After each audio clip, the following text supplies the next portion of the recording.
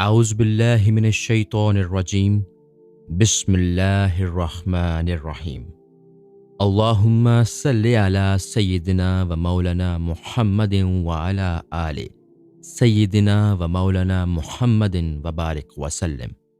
باب نمبر 50، حضرت ابن عطا رحمۃ اللہ علیہ کے حالات و مناقب۔ تعارف: آپ بہت بڑے مشائخ میں سے ہوئے ہیں اور آپ کے بہت سے اوصاف حضرت ابو سعید خراز رحمۃ اللہ علیہ نے بیان کیے ہیں، حتیٰ کہ وہ آپ کے مقابلے میں کسی دوسرے کو صوفی ہی تصور نہ کرتے تھے۔ حالات: ایک مرتبہ آپ کو گریہ وزاری کرتے ہوئے لوگوں نے سبب پوچھا تو فرمایا کہ کم سنی میں نے ایک شخص کا کبوتر پکڑ لیا تھا اور اس کے معاوضہ میں اس کے مالک کو 1000 دینار دے چکا ہوں، لیکن پھر بھی یہ تصور ہے کہ نامعلوم مجھے کیا سزا دی جائے گی۔ پھر کسی نے سوال کیا کہ آپ قرآن کی یومیہ کتنی تلاوت کر لیتے ہیں؟ فرمایا کہ 14 سال قبل تو ایک قرآن یومیہ ختم کر دیتا تھا، لیکن اب 14 سال سے میں نے قرآن شروع کیا ہے تو اب تک صرف سورہ انفال تک پہنچا ہوں۔ آپ کے 10 لڑکے تھے اور ایک مرتبہ دوران سفر ڈاکوؤں نے انہیں پکڑ کر ایک ایک کر کے 9 لڑکوں کو آپ کے سامنے ہی قتل کر دیا، لیکن آپ آسمان کی جانب نظریں اٹھائے ہوئے مسکراتے رہے، اور جب 10ویں لڑکے کی باری آئی تو اس نے کہا کہ کس قدر افسوس کی بات ہے کہ آپ باپ ہو کر کچھ تدارک کرنے کی بجائے مسکرا رہے ہیں۔ آپ نے فرمایا کہ ہر امر کا فاعل حقیقی اللہ تعالیٰ ہے اور وہ اپنی مصلحت سے جو کچھ بھی کرتا ہے اس میں بندے کو دم مارنے کی اجازت نہیں۔ یہ سن کر حضنوں پر عجیب سی کیفیت طاری ہو گئی اور انہوں نے عرض کیا کہ اگر آپ یہ بات پہلے کہہ دیتے تو تمام صاحبزادے قتل ہونے سے بچ جاتے۔ ایک مرتبہ آپ نے حضرت جنید سے فرمایا کہ مالداروں کا فقراء سے زیادہ مرتبہ ہے، کیونکہ روز محشر جب ان کا محاسبہ ہوگا تو ایک محاسبہ تو اعمال کا ہوگا اور دوسرا محاسبہ دولت کا مزید بڑا ہوگا، لیکن حضرت جنید نے فرمایا کہ فقراء کا مرتبہ مالداروں سے اس لیے زیادہ ہے کہ جب مالدار قیامت میں فقراء سے معذرت خواہ ہوں گے تو ان کا یہ عذر اپنی محاسبہ سے زیادہ ہوگا۔ جب آپ سے کسی نے سوال کیا کہ صوفیہ کرام دوران گفتگو ایسے الفاظ کیوں استعمال کرتے ہیں جس سے دوسرے بے بہرا اور حیرت زدہ ہوں، فرمایا کہ صوفیہ یہ چاہتے ہیں کہ ان کی بات سوائے صوفی کے کسی کے پلے نہ پڑے، اس لیے زبان سے ہٹ کر گفتگو کرتے ہیں۔ ارشادات: آپ فرمایا کرتے تھے کہ بہتر علم و عمل وہی تھا جو گزشتہ لوگوں نے حاصل کیا اور ان پر عمل پیرا رہے۔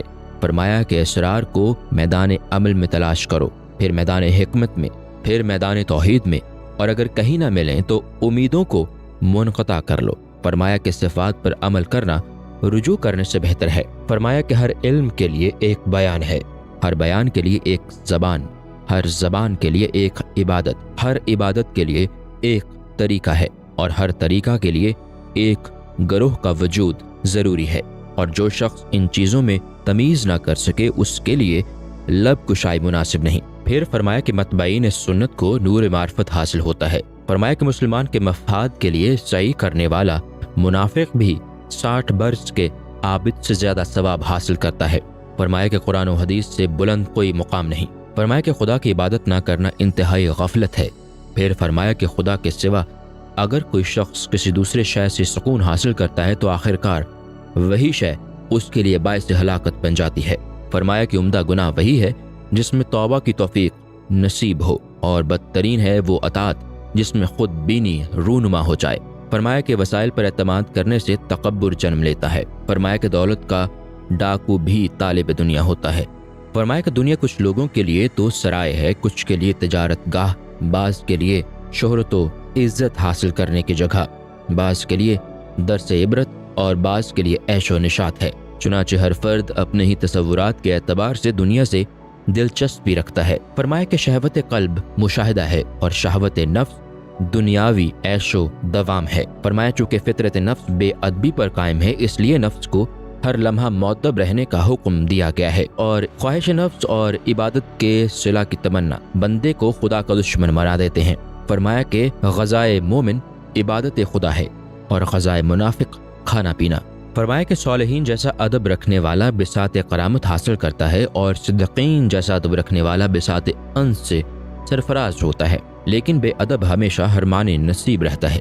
فرمایا کہ قرب کا ادب بعد کے ادب سے زیادہ دشوار ہے، اس لیے ناواقف لوگوں کے تو اللہ تعالیٰ گناہ کبیرہ بھی معاف کر دے گا، لیکن عارفین سے گناہ صغیرہ کی بھی बाज पुरस होगी। फरमाया कि इत्तबाए नफ्स करने वाला कभी क़ुर्ब इलाही हासिल नहीं कर सकता।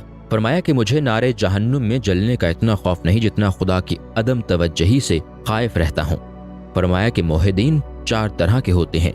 अव्वल, वो जो वक्त व हालत दोनों पर नजर रखते हैं। दोइम, वो जिनकी निगाह आकिबत पर मरकूज रहती है। सोम, वो जो हकाइक का मुशाहिदा करते रहते हैं। चहारम, वो जिनके पेश नज़र सिर्फ मुसाबिकत होती है। फरमाया कि रसूलों का अदना मर्तबा अंबिया के आला मुरातिब के मुसावी होता है और अंबिया का अदना मर्तबा मोमिनीन के आला मर्तबा के बराबर होता है। फरमाया कि बाज़ बंदे ऐसे भी हैं जिनका इत्तिसाल खुदा के साथ इस तरह है कि उनकी आंखें उसी के नूर से रोशन हैं, उनकी हयात उसी के दम से कायम है और ये इत्तिसाल सिर्फ यकीन की सफाई और दायमी नज़र की वजह से हासिल होता है। और चूंकि वो उसी ज़ात से ज़िंदा हैं इसलिए उन्हें अभी तक मौत नहीं आई। फरमाया कि बेहतरीन है वो गैरत जो मोहब्बत व हमनशीनी के वक्त रहे। फरमाया कि अक्सर अहले गैरत की ये कैफियत होती है कि गैरत से निजात दिलाने के लिए अगर कोई इन्हें कत्ल कर दे तो कातिल को सवाब मिलता है। फरमाया कि जिंदा ममलिकत का दावेदार मोहब्बत से महरूम हो जाता है। फरमाया कि अक्ल सिर्फ आला अबूदियत है ना कि रबूबियत पर बुलंदी हासिल करने का। फरमाया तवक्कुल का नाम है फाका कशी में किसी सबब की जानिब नजर डालने का और मुतवक्किल वो है जो सिर्फ खुदा पर तवक्कुल करे। फरमाया कि अरकान मार्फत 3 हैं। अव्वल हैबत, दोम हया, सोम अमन। और हया का मफहूम यह है कि जो कुछ मुयस्सर आए इसको ये समझे कि ये मेरे लिए बेहतर है। फरमाया कि एक तकवा ज़ाहरी है जिसमें सिर्फ हदूद इलाही पर नज़र होती है और दूसरा तकवा बातनी है कि इखलास और नियत पेश रहें और तकवा की इब्तिदा मार्फत और इंतहा तौहीद है। फरमाया कि जिस शय को खुदा ने बेहतर फरमाया है उस पर साबित कदमी अदब है। फरमाया कि हर वक्त का मुराकबा तमाम इबादतों से अफजल है।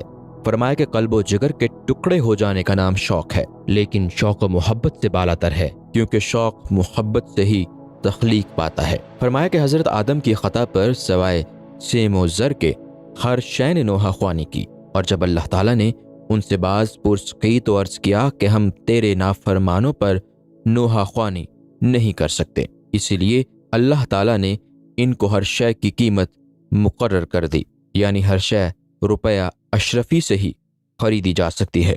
फरमाया कि ज़ाहिर में मखलूक से और बातिन में खालिक से वाबस्तगी गोशा नशीनी से बेहतर है। आपने मुरीदों से सवाल किया कि बंदों के मुरातिब किस शय से बुलंद होते हैं।